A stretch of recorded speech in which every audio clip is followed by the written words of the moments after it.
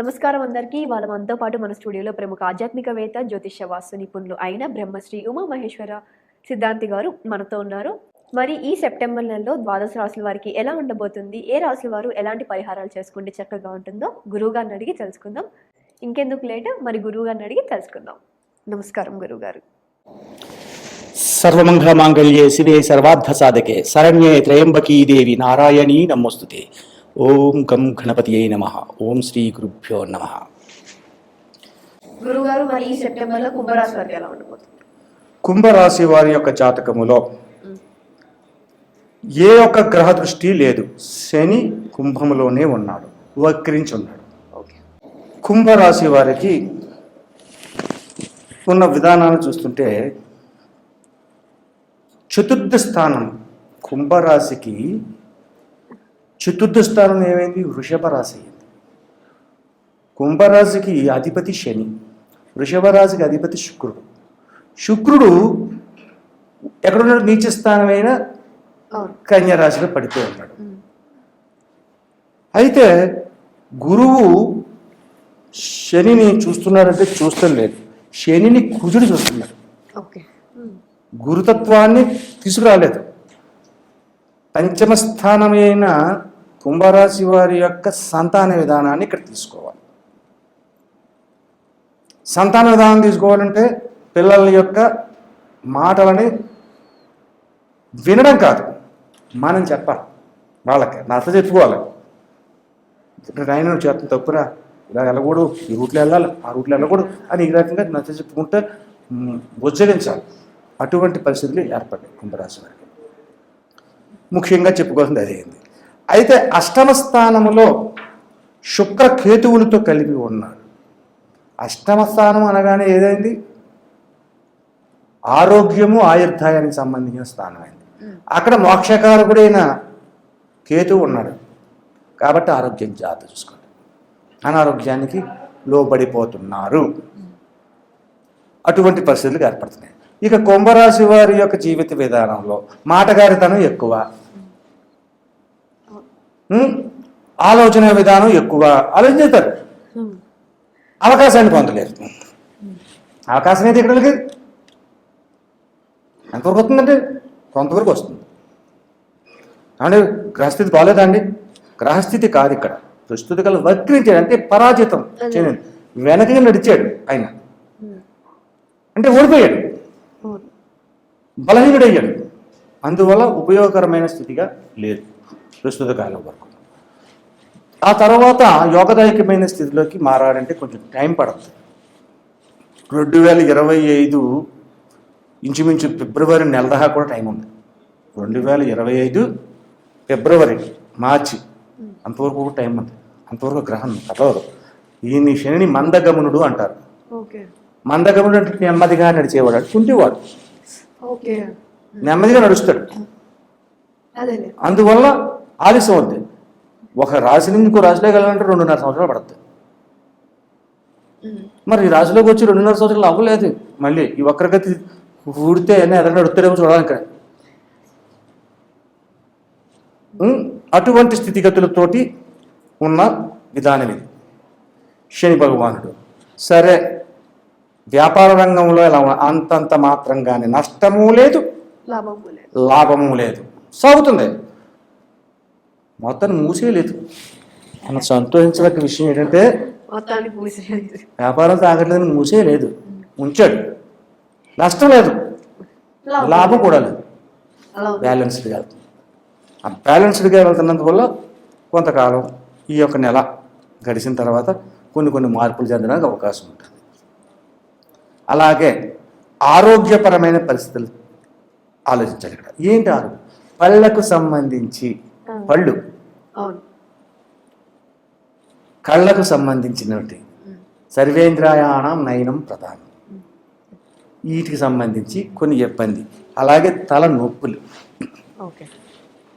శిరస్సుకి నొప్పి, తలనొప్పి, ఇటువంటి రోగాలకి ఎక్కువగా అనుకూలతను చూపిస్తుంది. కాబట్టి జాగ్రత్త పడాలి. దీనికి సంబంధించిన పరిహారాన్ని తెలుసుకుందాం. నెక్స్ట్, ఈ రాశిలో ఉన్న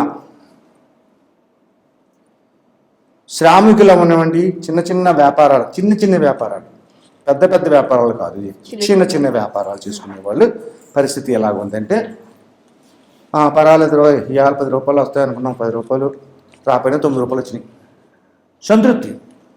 ఎక్కడికైనా సంతృప్తి పడే పరిస్థితుల్లో ఉన్నది. ఈ మాసంలోని ఏ తారీఖు వరకు ఉంది? 21వ తారీఖు దాకా ఉంది. ఓకే, 21వ తారీఖు శనివారం వస్తుంది, శనివారం అంతవరకు ఉంది. ఆ తర్వాత నుంచి శుభదాయకమైన ఫలితాలు పొందుతున్నారు. అంటే 10 రూపాయలు రావాలనుకున్న దానికి 100 రూపాయలు వస్తాయి, 100 రూపాయలు వస్తాయిలే అని అనుకున్నవాడికి 1000 రూపాయలు వస్తాయి. ఇలా పెరుగుతూ ఉంటుంది. అంటే 21వ తారీఖు నాడు ఏంటి వచ్చింది? 21 యొక్క విశిష్టతకి సంకటహర చతుర్థి, సంకటములు హరించే చతుర్థి. సంకటములన్నీ పోయినాయి కదా. ఈ మాసం అంతా నువ్వు 7వ తారీఖు వినాయక చవితి చేసుకున్నా కూడా నీకు ఉపయోగం లేదు. 21వ తారీఖు సంకటహర చతుర్థి ఎప్పుడైతే వచ్చిందో ఆ చతుర్థి నాడు ఆ దేవదేవుడైన ఆ వెంకటేశ్వర స్వామికి నమస్కారం చేసి, లేకపోతే ఈశ్వరుడు నమస్కారం చేసి, ఈశ్వర పరమేశ్వర అని చెప్పి ధ్యానం చేసి ఓం శ్రీ మాత్రేణ మహా, ఓం శ్రీ మాత్రేణ మహా, ఓం శ్రీ మాత్రేణ మహా అని అమ్మవారిని పూజించి ఉంటే 21వ తారీఖు నాటి నుంచి శుభదాయకమైన ఫలితాలు వస్తున్నాయి. ఆవిడ ఇంకేముందండి, 21 వెళ్ళిన తర్వాత సెప్టెంబర్ నెలలో మిగిలిన 9 రోజులే కదండి, 9-10 రోజులే కదా, చాలు. 9 రోజులు అక్కర్లేదు. సుఖాన్ని పొందడానికి ఒక నిమిషమైనా చాలు, ఒక క్షణమైనా చాలు, అది నిలిచిపోతుంది. ఎలాగొస్తుందంటే ఏం చెప్తావు? కొబ్బరికాయలోకి నీళ్ళు ఎలాగొచ్చాయంటే ఏం చెప్తావు? కొబ్బరికాయలో నీళ్ళు ఎలాగొచ్చాయి? ఎవరు పోసాడు? ఎవరు చెప్పలేడు. అలాగే శుభం అనేది 9 రోజుల పాటు కలిగింది అంటే గ్రహ విధానాన్ని బట్టి సంవత్సర కాలంలో వెళ్ళిపోయింది. సంవత్సరాల కాలంలో, సంవత్సరం కాదు, సంవత్సరాల కాలంలో వెళ్ళిపోతుంది. అటువంటి శుభాన్ని కుంభరాశి వారు పొందుతున్నారు. సరే, ఇటువంటి ఫలితముల్లో కుంభరాశి వారు 21వ తారీఖు వరకు కొన్ని ఇబ్బందులు, కొన్ని విధానాలు, కోపతాపాలు గురయ్యి లేనిపోని మాటలు పడి లేనిపోని ఇబ్బందులు పడుతున్నారు. కాబట్టి దీనికి మనం పరిహార మార్గం ఏం చేస్తే జరుగుతుంది అన్నది ఉన్నప్పుడు ఇక్కడ ఒక 1/4 కిలో నువ్వులు కొనండి. 1/4 కిలో నువ్వులు కొనండి. నల్లని నువ్వులు అంటే మళ్ళీ తెల్లగా నల్లయాన అనుమానం వస్తుంది. కాబట్టి నల్లని నువ్వులు కొనండి. ఒక నువ్వులు కొని ఒక ప్యాకెట్ వస్తుంది కదా, ఒక బ్లాక్ కలర్ కర్చీఫ్ సైజు ముక్క క్లాత్ తీసుకోండి. బ్లాక్ కలర్ క్లాత్ అన్నాను కదా అని చెప్పేసి మీరేదో పాతకుట్టు కాదు, కొత్త వస్త్రమే ఉండాలి. అవి తీసుకొచ్చి శుక్రవారం నాడు నైట్ పడుకోపోయే ముందు ఈ యొక్క కర్చీఫ్కి ఉన్న గుడ్డకి 4 వైపులా పసుపు పొట్టు పెట్టి, ఆ తర్వాత ఈ నువ్వులను తీసుకుని పిడికిడితోటి కింద అది ఒలక్కుండా కింద పేపర్ వేసుకోండి. వేసుకుని శనిని ధ్యానించుతూ అలాగా ముమ్మారు వేసి ఉన్న నువ్వులన్నీ వేసి మూట కట్టేసి పెద్దవాళ్ళ చేత దిష్టి తీపించండి. ముమ్మారు దిష్టి తీపించండి. అది కింద పెట్టకుండా శుభ్రంగా ఒక చెక్క పెట్టె మీద కానీ ప్లాస్టిక్ పెట్టె మీద కానీ పెట్టి తలకు దగ్గరగా పెట్టుకుని నిద్రపోండి. ఉదయకాలాన్ని సూర్యోదయం కాక ముందు లేవండి. కాలకృత్యాలు తెచ్చుకోండి, స్నానం చేయండి. ఒక జీర్ణ వస్త్రాలు లాంటివి, చిరిగిన వస్త్రాలు లాంటివి, అంటే బట్టలు బయట పడేయాలి, కొత్త వేసుకుని ఆ బట్టలు వేసుకుని మీ ఇంట్లో దేవుడి దగ్గరికి వెళ్ళి ముందు నమస్కరించి పూజ చేసుకొని మీకు వచ్చినట్టుగా ఆ తర్వాత ఈ మూటను తీసుకోండి. కాళ్ళకు చెప్పులు లేకుండా ఈ మూటను పట్టుకుని నది దగ్గరికి వెళ్ళండి. కాలువ దగ్గరికి కానీ, నది దగ్గరికి కానీ, చెరువు దగ్గరికి కానీ, గోదావరి ఉంటే గోదావరి, లేదా కాలువ ఉంటే కాలువ. సముద్రం పనికిరాదు.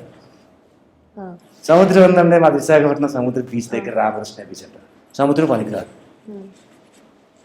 నది కానీ, కాలువ కానీ, గోదావరి కానీ, ఇటువంటి చెరువు కానీ, చేపల చెరువు కానీ, రొయ్యల చెరువు కానీ, ఇలాంటి లేకపోతే ఎందుకు లేకపోతే ఉండవు. మునిగి ఉండదా? నుయ్య బాగి అంటారు, ఎదుర్కొంటుంది. హైదరాబాద్లో లేవు అంటే ఎలా అనుకుంటాం? దూరంలో ఉన్నాయి, ఎక్కడ పడతాడు ఉన్నాయి.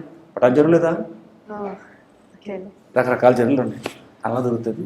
ఆ దగ్గరికి వెళ్ళి అప్పుడు ఆ మూటని విప్పి నదికి నమస్కరించి నీ మనసులో ఉన్న కోరికను చెప్పి ఆ మూటతోటి అలా నదిలోకి నువ్వులు వేయండి. ఈ గొడ్డని ఇలాగ మడిచి అది కూడా నువ్వు నదిలో వేసండి, నమస్కరించండి. మళ్ళా చెప్పులు లేకుండా వెళ్ళాలి. చెప్పులు లేకుండా వస్తున్నారు, కార్లు వెళ్ళండి, వెహికల్ మీద వెళ్ళండి, వెహికల్ మీద వెళ్ళండి, మా ఇష్టం, దేవుడి దగ్గర పర్లేదు నది దాకా, కానీ చెప్పులు ఉండకూడదు. ఆ తర్వాత వచ్చిన తర్వాత ఇంటికి వచ్చిన తర్వాత స్నానం చేయాలి. స్నానం చేసిన తర్వాత ఈ బట్టలు తీసేయాలి, బయట పడేయాలి. బయట పడేయాలి, అందులో అనుమానం లేదు. ఆ తర్వాత శుభ్రంగా విభూతి ధరించి శివాలయానికి వెళ్ళండి. శనివారం శివాలయానికి వెళ్ళండి. శనివారం ఆ శివాలయంలో అభిషేకం చేయించండి. అభిషేకం చేసిన తర్వాత ఆ రోజు ఆయిల్ లేని ఫుడ్ తినండి, ఆయిల్ తగలకుండా ఉండండి. ఆ తర్వాత మధ్యాహ్నం శాకాహార భోజనం, ఆయిల్ లేకుండా, అంటే పెరుగు అన్నం తినడమే, అంతకంటే ఇంకేం. సాయంత్రం మళ్ళా ఏదో పళ్ళు పాలు లాంటివి సేవించాలి. ఈ రకంగా చేసుకోండి. ఎన్ని వారాలు సోమవారాలు వస్తే అన్ని సోమవారాలు అభిషేకాన్ని శివుడు చేర్చండి. ఈ యొక్క నువ్వుల పరిహారం మాత్రం ఒక్క శనివారం మాత్రం చేస్తే చాలు, ప్రతి వారం అక్కర్లేదు. ఈ రకంగా చేస్తే ఈ కుంభరాశి వారికి కలతలతో తొలగి సుఖ సంతోషాలను పొందుతారు. చూసారు కదా, మరి ఈ సెప్టెంబర్లో కుంభరాశి వారికి ఎలా ఉందో గురువు గారు చాలా చక్కగా వివరించినందుకు ధన్యవాదములు గురువు గారు. మరి పరిహారాలు కూడా చాలా చక్కగా వివరించారు. అన్ని పరిహారాలు చేసుకొని మీ జీవితాన్ని మంచి దారిలో పెట్టుకుంటారని ఆశిస్తూ మళ్ళీ మరో రాశి కలుద్దాం. అంతవరకు సెలవు. మీకు ఇంకా ఏదైనా సందేహాలు ఉంటే కింద స్క్రోల్ అయ్యే నెంబర్ని కాంటాక్ట్ అయ్యి గురువు గారిని సంప్రదించవచ్చు. Thank you.